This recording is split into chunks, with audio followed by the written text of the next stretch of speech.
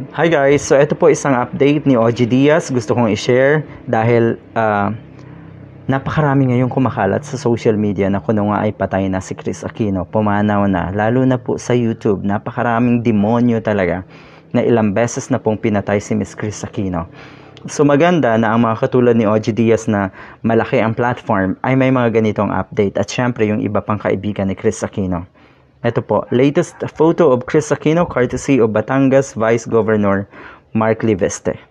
Kris is gaining weight.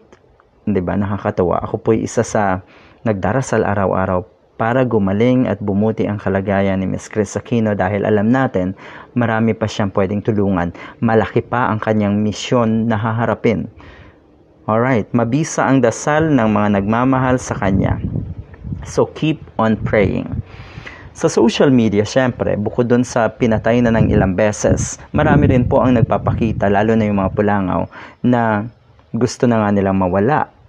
Marami ang bumabatikos. Marami ang nambabash. Walang tigil ang mga pulangaw kahit ganito na ang kalagayan ni Miss Kris Aquino. Pero alam nyo, sa totoong buhay, marami po, mas marami ang nagmamahal at nagdarasal para gumaling si Miss Kris Aquino.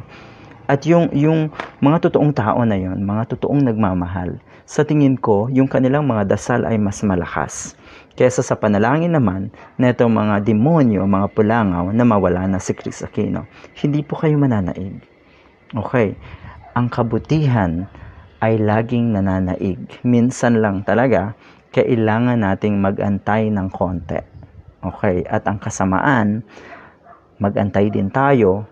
Lahat ng yan ay may kapalit na hindi rin maganda. Okay.